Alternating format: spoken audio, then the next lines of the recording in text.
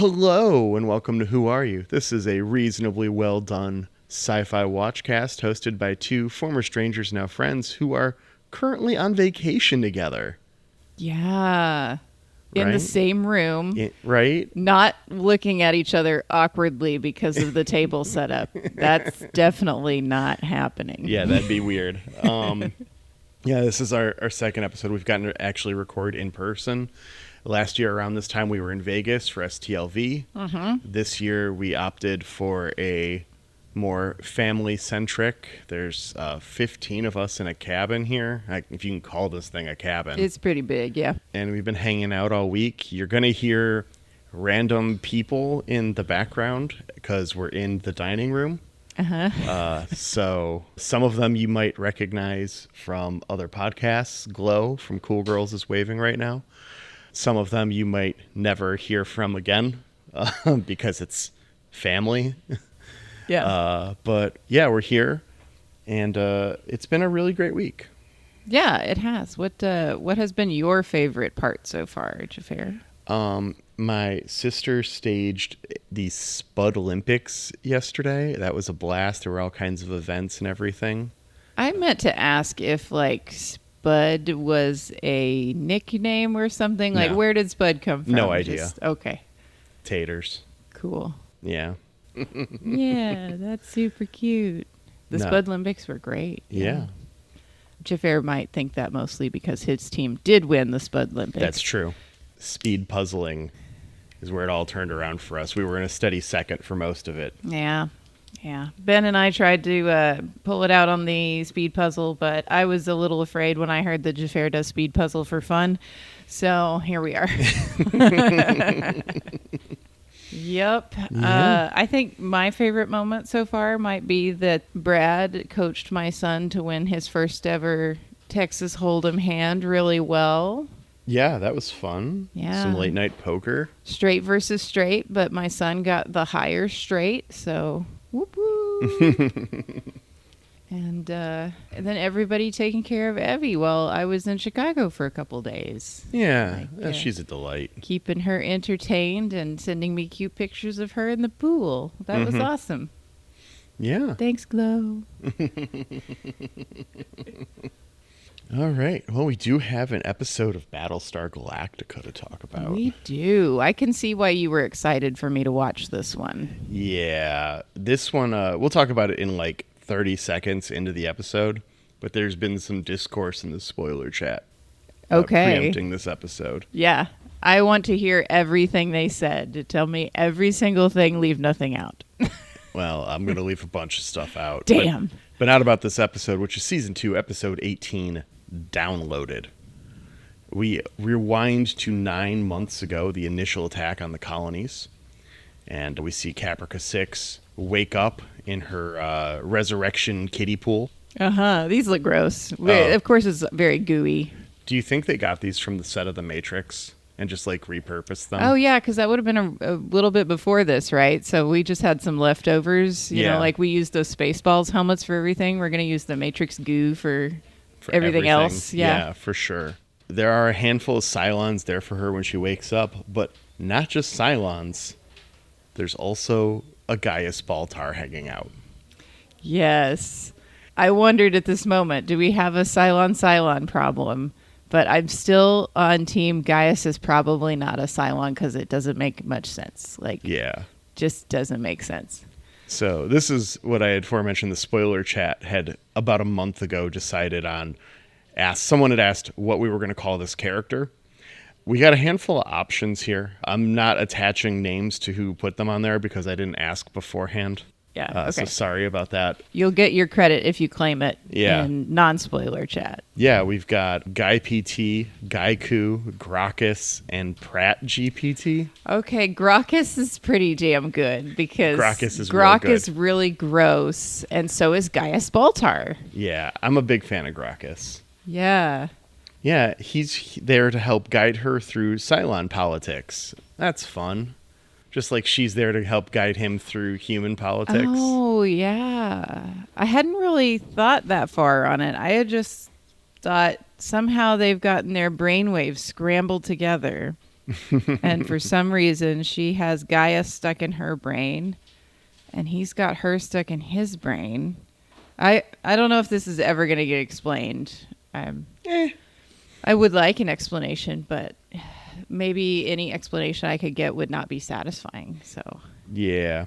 We fast forward to 10 weeks later after this, and we see Boomer get shot, and then she wakes up, and she does not handle it as well. no, and I mean the Boomer character was very conflicted, Yeah. right, about all the everything. So never even after having done the shooting accepted herself as a Cylon. Mm-hmm. So I wouldn't think that this would go well. Yeah, that she's going to be super, super duper upset about being in basically the belly of the enemy while still being one of the enemy. So I don't know. We go to theme, survivor count 49,579. We are down 5. The 4 people that make up the 2 crews of the Raptors and Commander Gardner. Yeah, Gardner did the Spock, and then we had a couple of randos just get got. Yeah, in the Raptors to be bait. We are having a steady downward trend. This is unfortunate. Yeah, I mean, not a lot of opportunities for this number to go up in the show. Mm-hmm. Yep. I mean, if we go back to Caprica, there might be some people still there, right? Yeah. Right. Surely the number will go up when they go to Caprica. Uh-oh. I don't like the eye contact you're making right now. Oh, no. Speaking of Caprica, after the theme, we fast forward to present-day Caprica Yellow, where Caprica 6 is watching a park come together as Gracchus is just being a little shit. Yes. I love this for James Callis, and I love this for Tricia Helfer. Mm-hmm. This must have been a blast for them to reverse these roles like this. Oh, for sure. And I can't remember if it was here or if it's another spot, but they're doing the whole, all the Cylons are talking to 6, and Gaius is like right there, but everybody's pretending they're not. And this must have been a really fun little role reversal for everybody. Yeah. It's got to be difficult as an actor to do your craft and only have one person know that you're there. Yeah. I don't know if you watch Ghosts. It's a sitcom right now. There's been a lot of that where there's one character who can't see the ghosts. Yeah. And all the other characters are ghosts, and then there's the human character. And I've seen interviews with him where he's just all like, most of my job kind of sucks. Because all these people are making all these great jokes, and I just cannot react to anything going on around me. That would be impossible for me. I would get fired so fast, because if something funny is happening near me, I need to acknowledge that you're very funny. Yeah. We cut over to the fleet where Sharon is having some complications with her pregnancy, leading to an emergency C-section. Did we get time? Well, we did get some time established. So it was 9 months since the Cylon attack, right? Yes. Okay. So that means I was trying to figure out how early is this baby? Clearly, by the end of the episode, we're probably not in need specialized medical attention phase, right? Because we're sending this baby elsewhere, and Doc Coddle is here. Yeah. Although I suppose Doc Coddle can go anywhere, yeah, right, if he's needed.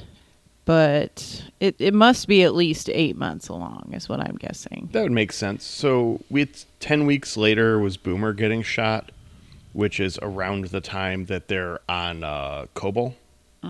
Okay. That would be that mission. Yeah. And when that is happening is when Starbuck goes back to Caprica to get the arrow. And by that point, Sharon is pregnant. She's been pregnant for a little bit. Yeah. So if it's 9 months, 10 weeks, we're probably at 8-ish. And it's also, got that Cylon super blood, so. Right. The magic blood. Magic bird. Okay, so now I'm starting to wonder. Well, I'll wonder that at the end of the episode. Okay. Let's continue. Coddle gets a little jab in about all the work they did to create humanoid Cylons, and they still don't care about learning anything about women's health as a society. Yeah, That's I fun. was like, this, yeah, I mean, that's real. Thanks, Doc Coddle. I appreciate the acknowledgement. Yeah, because it's a plumbing system with lots of problems, and you had the opportunity, and you just blew it. Right. Just why do we care about this? So if Cylon God is in charge of that, like, okay, back up. Toasters, the little BattleBot guys, Yeah. right, were created by humans, right? Mm-hmm. And they're the ones who rebelled. Yep. And then somebody creates 12 models of humanoid Cylon, Yeah. theoretically. Maybe it's the Toasters, maybe it's somebody else, but they have their Cylon God, right? Yeah. So if Cylon God is a real thing, he must be a dude. He must be some guy, because only some guy would look at this and go, okay, yeah, sure. We're just going to keep doing that. If Cylon God was a lady, she would have been like, no. We've got a lot to work on here. Like, let's fix this thing up, solve a lot of problems. But no. Surely. Surely Cylon God must be a man. Yeah.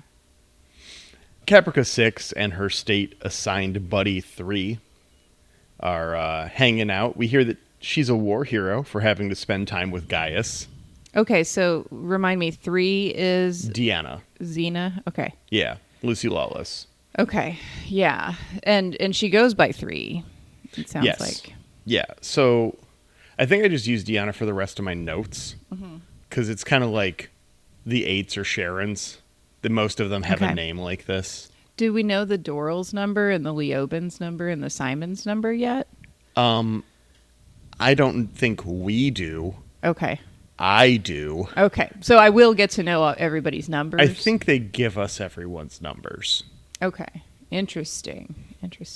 Does the number, well, maybe you can't answer this question if it's too spoilery, but does the number like indicate when they were made, like in the order? Is a 6 more recent model than a 3? I think so. I don't remember. Okay. I'm pretty sure the 1s are the first. Okay. Because that's a plot point for things later. Let's see. There's another Cylon that needs help adjusting, so Caprica 6 is going to go hang out with Boomer so that they don't have to box her. Yes. So the boxing, they describe it, is your memories basically of what happened that messed you up have to be cut out, right? Yeah.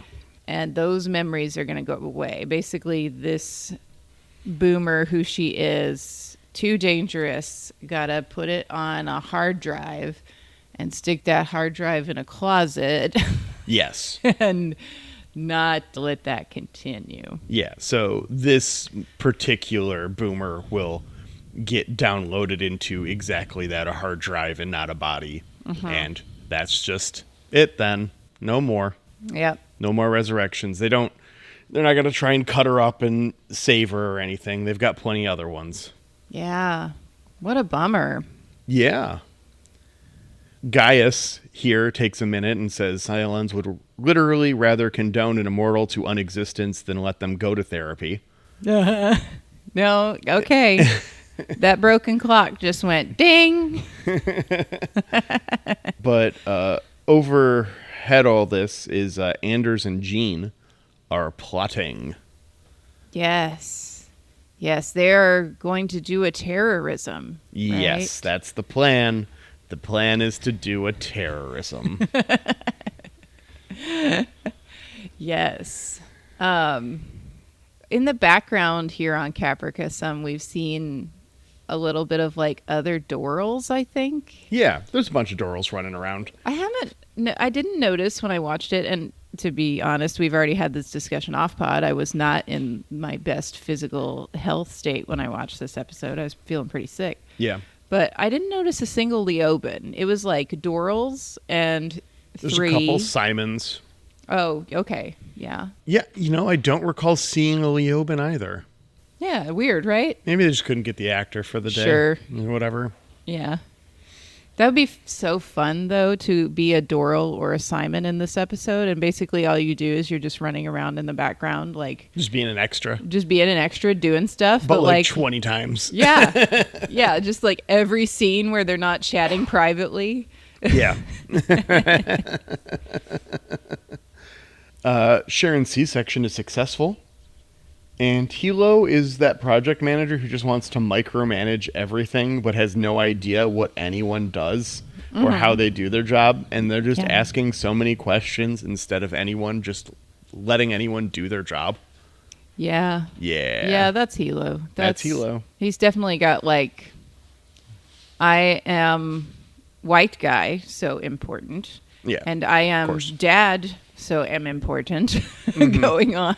I should be here even though I shouldn't be here. Even though I shouldn't be here. Like, this woman needs emergency medical attention, but I should be in the middle of it asking how all this affects me. Yeah. You probably don't get this content on the internet, Jafar, but I get targeted content of like birth horror stories sometimes because the internet is weird, and you get the ones where like the woman is having an emergency medical problem and somehow the dad is still making it all about them. Glow is over here nodding. She's like, yes, I've seen this content as well. That might be a fun rabbit hole for you sometime, Jafar, if you want to know how terrible men can be. Can I pass? Just fill in some blanks. I bet your imagination can figure it out. I'm sure. Caprica 6 goes to Boomer's swanky city apartment with generic Discordian rock music playing. Uh-huh. This is terrible. Like, I know it's probably supposed to be just like future rock, and Bear McCreary's really good at his job because you have to be talented to make music that sounds like music that's this bad. But man, this drove me crazy. Well, think about it. Like, Boomer's in a bad place, right? And so it is supposed to be a reflection of Boomer's mental state, right? Yeah. And so, yeah, it's probably really shitty inside Boomer's head right now. Yeah. Okay. I mean, I can appreciate the artistic choice. I can also not like the music. Oh, yeah. No, it's bad. But none of us like that mental state either, right? Yeah. We don't like being it. I mean, if you do, okay. But I think most people don't enjoy it. Yeah. 6 is just trying to sell here, but Boomer is just not interested at all. Gracchus tells 6 to start with the elephants. She does, and Boomer talks about her fake childhood. She gets pretty upsetty spaghetti here and throws a framed photo up against the wall, which 6 uses as a chance to fake an injury to gain sympathy. Yeah. No, this made me wonder at the things that we've seen from 6. I almost wish I had the time to go back and watch from the beginning again. Just knowing this about 6, that she'll injure herself to, like, and then reframe all of her actions under that knowledge. Like, yeah. So, yeah, is she doing other stuff that, you know, you wouldn't even think about it when you see it, that someone would consider doing that? I mean, there are probably little moments, but I will say there is payoff for this if you think about everything going on. Yeah. This is about a willingness to do things that requires a certain level of disregard for personal safety. Yeah. And that should be terrifying. Yeah. I mean, she blew herself up, right? She was on Caprica when all the nukes went off. Yeah. And she was the one who orchestrated all the nukes going off. So, yeah, 6, pretty scary. Gaius calls her out on her maneuver here, but he still helps her as she helped him with the right words to say, admitting that she loved a human. She's just not like other Cylons. I don't know what to make of all this. Yeah, that's the right feels. It's weird and difficult, and how much of it makes you question everything, right? So that's the point, though. That's what makes this show good. I don't know, man. Everything is supposed to be a plan, right? And let's put a pin in that idea and come back to it at the end of the episode. Okay. Speaking of a plan, Anders and crew plan that bombing to prove a point that they should get the Cylons to just leave because they're tired of getting blown up. I mean, okay, that is a common refrain in like terrorist actions, right? We're just going to pester them until they're tired of being there, and then they'll leave, right? Mm-hmm. And I think it's a successful plan sometimes. Like if we look at our own history of being Americans and going to other places and doing things, right? Yeah. Well, right? Even here in the Revolution. Oh, true. Yeah, yeah. So, I mean, obviously a logical plan, but I don't know how well that works when you have this situation where we can print as many people as we need, but they're also like downloading. Yeah. Their consciousness is immortal. So every time that we blow them up, they learn something from it, and like their actual person is going into a new body. It's not like we as an organization learn from this action. Yeah. We as like an individual consciousness learn from this action. Yeah. That's a significant difference, I think. For sure. And I mean, we see the pain of resurrection in the first bit of this episode for Caprica 6 and Boomer. It does not look like a pleasant experience. Yeah. As dying is not meant to be. So we know that it's hurtful. We have Scar a couple episodes ago where there was all that bit about every time he dies, he grows more angry and resentful. So even though Anders might not be aware of it fully, he acknowledges that like they're just going to wake up. It's all like, yeah, but they're going to remember. Like I know that, Sharon said that before she left. They remember. So I think it might be more effective as a tool than being able to dismiss the dead and discount their opinions because they're not there to have a voice anymore. Yeah, yeah. Well, I wonder now, too, would it be fun if you have a Cylon model or a phenomenon that happens to any of the models sometimes? Like, it's not an all the time thing, but it's a sometimes thing, where the more you die, like, the crazier you get. Like, you become so totally unstable. Just wait. Yeah, that was too obvious. That was low-hanging fruit, wasn't it? Okay. Caprica 6 tells Boomer about going to Gaius's old pad, taking his things and burning them while Gaius is making an imaginary lemon martini for her while this is all going on.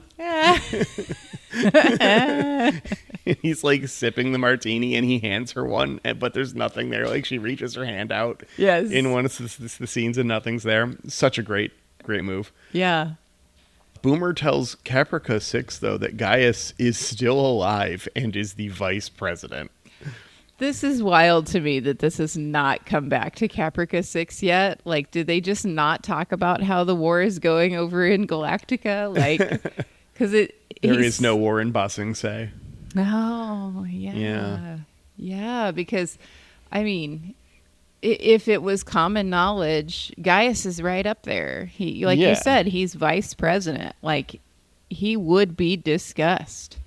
Yes, for sure. He has to be considered one of the bigger threats to whatever the plan is at this point, because he was so smart. I mean, he's manipulatable. Obviously, they've done it before, but That's also true. like he's the one running around with Cylon detectors. Yeah. So that's got to be a thing. Wait, does he have a Cylon detector? We know he had a working one. We know he had a working one, but he purposefully botched it. Well, he doesn't want the knowledge, but Right.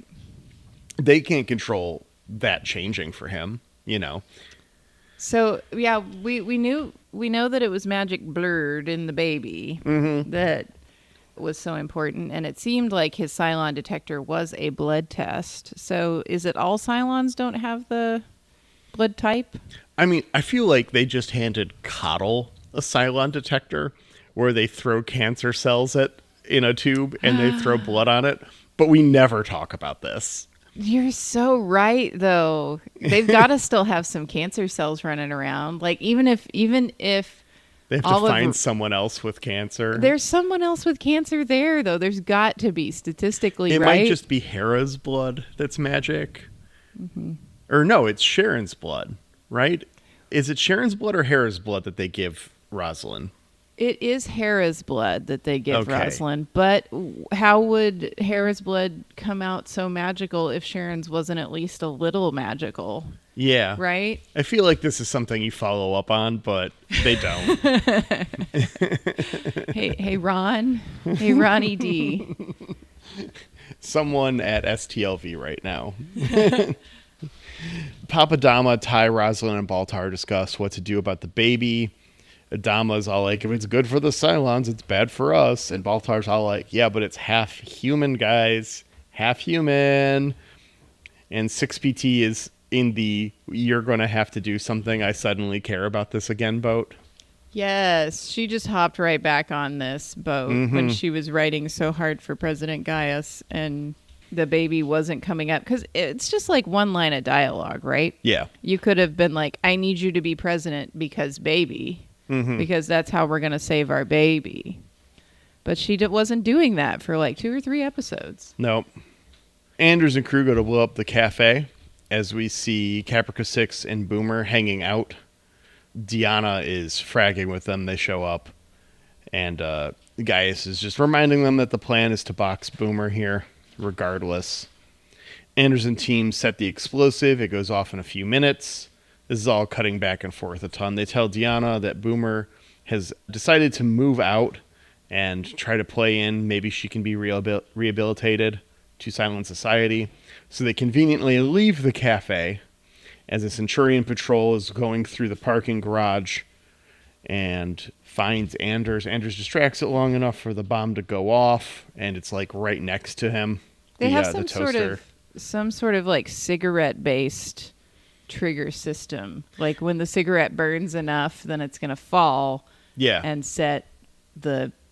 It's a clothespin with wires. Yeah. So you put wires on both sides of the clothespin, and then when they touch, it completes the circuit, and so the cigarette will burn away and then close and complete a circuit. Gotcha. That's pretty interesting. Some MacGyver shit. Yeah, that's very MacGyver. Also very impressive how they're able to just like get around in the city full of Cylons. They talk about using the sewers to navigate, which is exactly what Hilo and Sharon were did doing. a lot, right? Yeah. And it's like, can we not get some toasters just down in the sewer? Like, I guess they're very shiny, and that would ruin the finish, right? Yeah, that's got to be it. Yeah. The Cylon industrial war machine needs a budget increase to put Centurions in the sewers to stop the handful of pesky humans. And of course, that's going to come with the increase on the like buffing budget, you know. Yeah, for sure. We'll have to get Congress to approve that. Yep. Over on Colonial 1, Rosalind talks to Coddle about her plan. He's not happy, but he'll do it. We see the bomb messes up Caprica 6 as Diana's just keeps offering to kill her. Just like, hey, Caprica, your leg is broke. Want to die and upload? Hey, Caprica, you got a bad headache? Murder, maybe? Hey, Caprica, I noticed you got the sniffles. I have a cure for this. She just won't give up on it. New body. Why would she be pushing so hard for this? Crazy, right? Yeah. It's almost like maybe when Caprica 6 dies, she's not going into a body. Crazy. But what is the game here, though? If, like, you've resurrected these two, maybe you have to do the resurrection to see if they're broken. Yeah. And then when you can see that they're broken, you have to, like, get them into the box somehow. But, like, just kill them then, right? Yeah. Like, so we've got some sort of taboo, perhaps, against just killing them? They might not have, like, decided that was the plan until very recently. Mm-hmm. But then, like, okay, one of those explosive rounds to the face or something, right? Yeah. Like, I mean, just kill them. Why do we have to ask Caprica 6 for her permission, you know? I mean, maybe that's polite. I don't know. It's weird. It's weird. Yeah. What's weird is them finding Anders in the rubble. Uh-oh. Deanna grabs his gun and goes to kill him while saying humans don't respect life like we do. Huh. My sister and Valen, you just offered to kill Caprica 6 over a bad leg. Uh-huh. They don't respect life like we do. Right. And theoretically, like, from all that we can tell and from what Gracchus is telling us, is that she wants to kill Caprica 6 over the bad leg because she's probably going in a box. And that's like, so you have this eternal life consciousness thing that you're going to just put in a box? That's Right. respect? Respecting life like we do. I'm confused. Boomer stops Deanna from killing Anders so that they can interrogate him. They find Kara's dog tags on him too, which sets up a whole thing with Boomer. I forgot about that. I forgot she left her stuff. Mm-hmm. Yeah, Boomer would remember Kara. She would remember Starbuck. So is this where she's like, oh, we need to get there? Is that her idea is we've got to go to Galactica? I'm not quite sure. Or is it, can we manipulate this guy because I know Starbuck? Yeah, I mean, the storyline isn't just dropped immediately. Yeah, So. I figure that we've got to keep coming back to Caprica for at least a minute. We got 2 episodes left in the season, right? Yeah. So I would imagine there's going to be something about Caprica in those. The word Caprica appears in the episode description for That next you're going to episode read me? that I'm Okay. going to read you. Perfect. I'm pretty sure. I know I left a couple things out on Okay. purpose, but All right. Caprica was in there still. Okay. Coddle tells Sharon and Hilo that the baby didn't make it. Sharon accuses Coddle of murdering the baby. He's like, nah, that ain't me. But she starts to choke him out. He does one of those things, and Sharon should be smart enough to pick up on it, where the words he says are technically correct. The best kind of correct. And he says, like, I don't kill my patients. Yeah. And if Sharon was thinking with Cylon brain and not mother's heart, then she would have caught that, like, this baby is not dead. Like, they're not going to let me have my baby, but she is not dead. Yeah. Hilo and the Chief spread some ashes into space. Baltar goes to his lab where 6PT and Gaius also grieve in their own ways before 6PT leaves. 6PT and Gaius should also be smarter than this, too. For sure. Yeah. Maybe they are. I don't know, but... I mean, I get why they're not. It's important for later. So. We're trying to focus on, like, everybody's being real emotional right now. Yeah.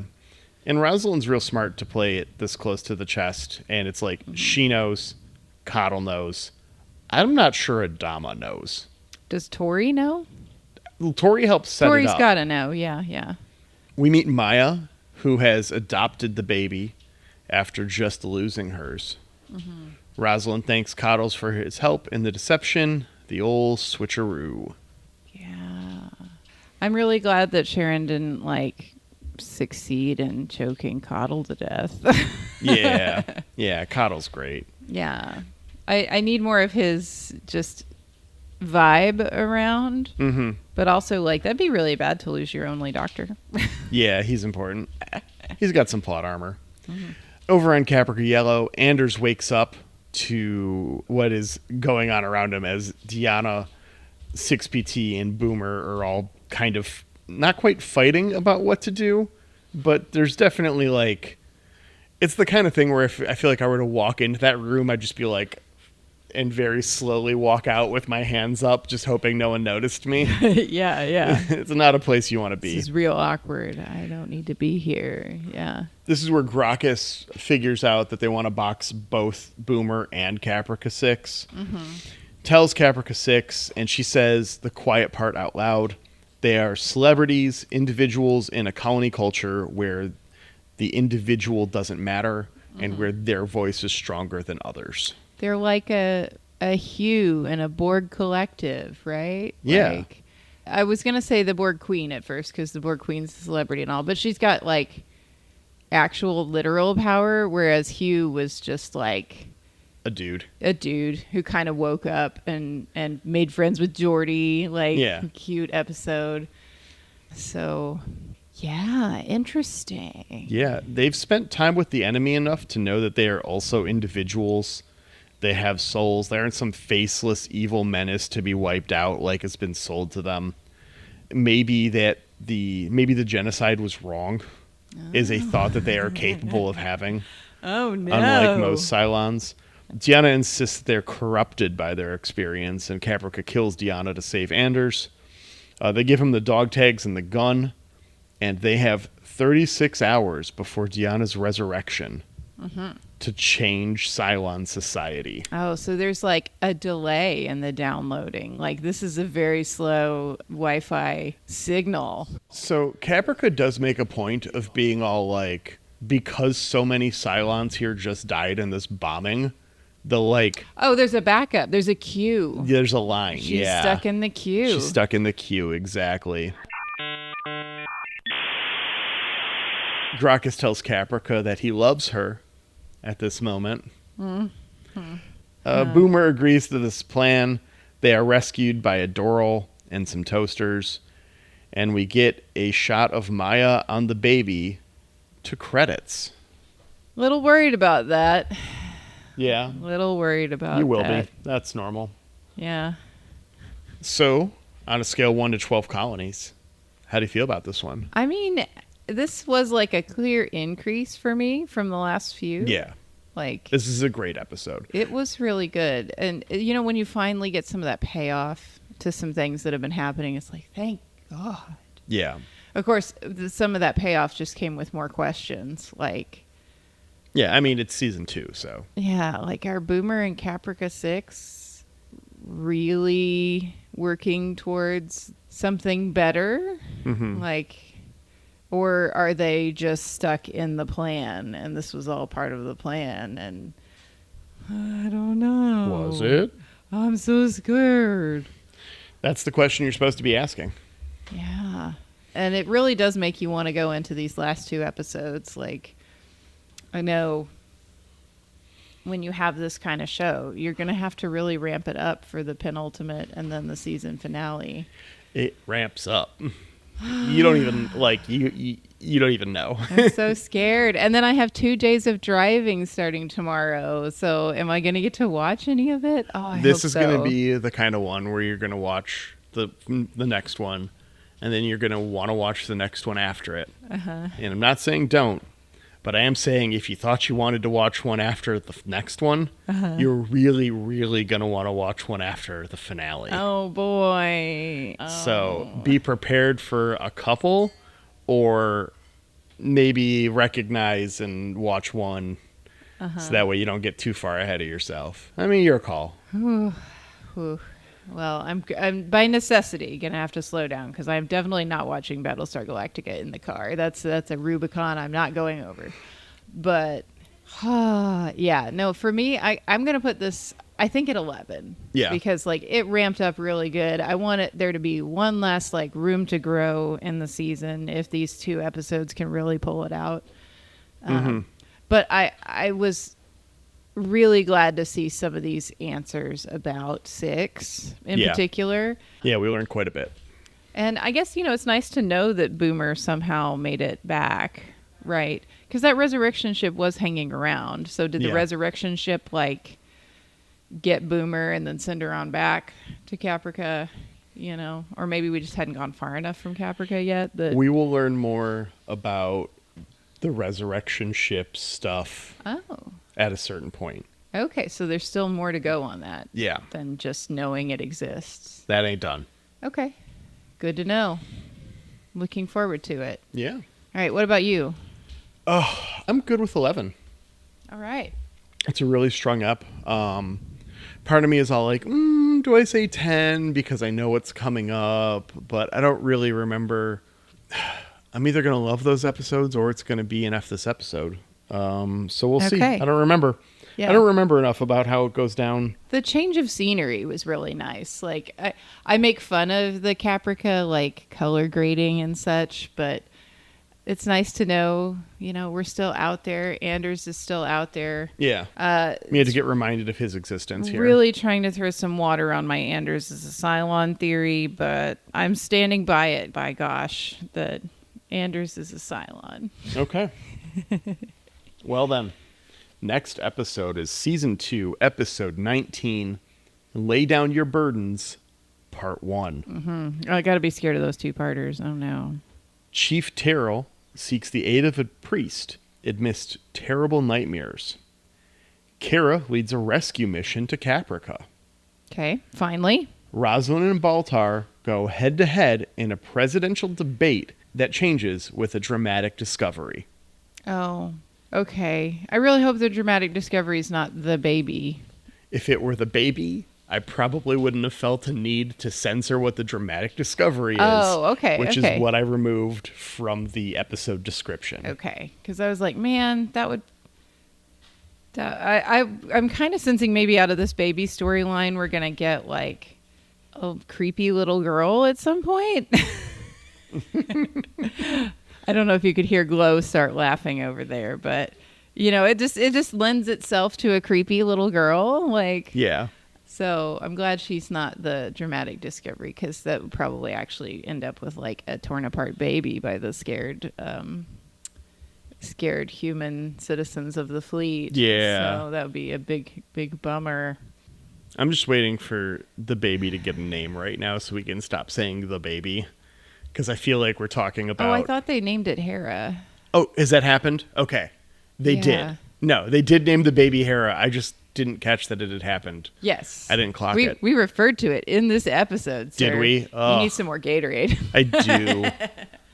I'm not way hungover, but I'm in motion. For someone who, well, we did the Spud Olympics yesterday. Let's pretend it's that. Yeah, for You're sure. Holding up very well on pod. I'm trying. Yeah. Okay. I need some brekkie. I don't like the dramatic discovery in relation to Gaius and Rosalind, though, because Gaius is so detestable, and I feel bad for Rosalind. Yeah.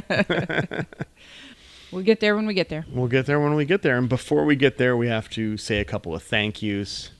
Jeremy Siegel, thanks so much for putting together our theme music. You can find more of Jeremy's work at jeremysiegel42.bandcamp.com and on streaming services as Nuclear Jaguar. And just like in a whole bunch of bands in Florida. Yeah.